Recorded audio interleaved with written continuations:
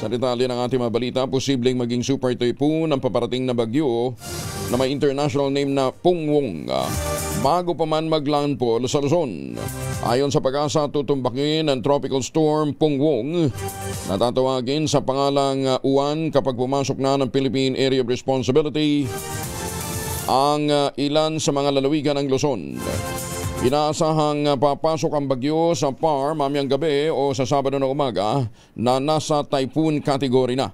Paliwanag ni Lori de la Cruz ng Pag-asa, posible pang lumakas bilang super typhoon ang bagyo habang nasa Philippine Sea bago ito tumama sa landmass. Batay sa forecast ng Pag-asa, posibleng maglandfall si Uwan sa Linggo ng gabi o Lunes ng umaga.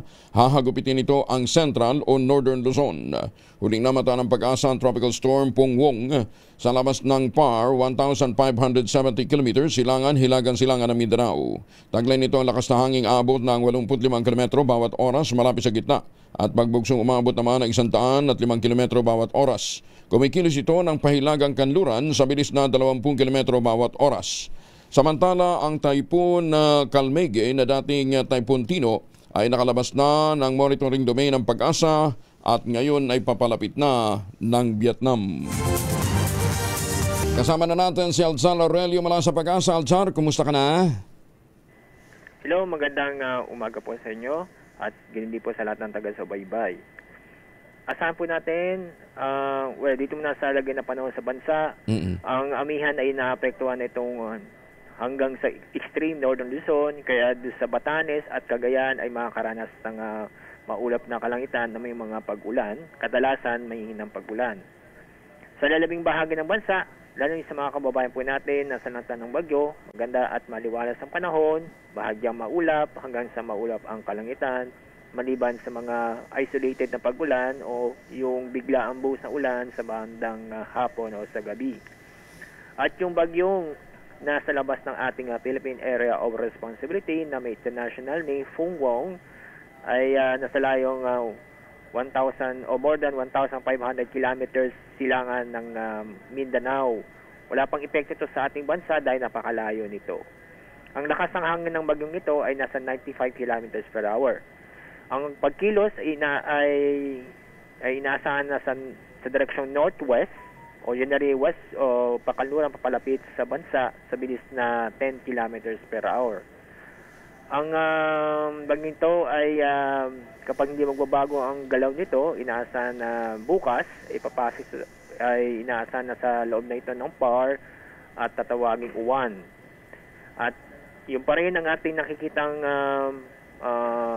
tutumbukin itong Northern and Central Luzon, yung sentro ng bagyo, at maaari po sa Lunes ay maaaring tumama ang sentro nito sa lugar na aking nabanggit. Kaya habang wala po ang malayo pa ang bagyo, panghandaan ang epekto nitong bagyo, yung malalakas na hangin at malalakas na pag-ulan. Maramdaman ito mostly sa Northern and Central Luzon. Ang lawak nito ay halos kasing lawak. Yung kaulapan ng dalan ng bagyo ay halos kasing lawak ng Luzon at ng Visayas. Yan po ang ating update mula sa Pag-asa. Alzar, ibig ko sabihin hanggang Visayas may tama itong si yung wind band niya? Opo. Posible po yan. May senaryo din po na maaari pong lumiit ang diameter nito kapag papalakas yung bagyo. Habang lumalakas, lumiliit naman yung diameter. Opo, isa din senaryo po na namin nakikita na kumbaga maging compact. Pag naging compact ito, po delikado po yun. Mas delikado naman yun kung naging compact. Hindi mas malakas yung hangin nasa gitna. Opo.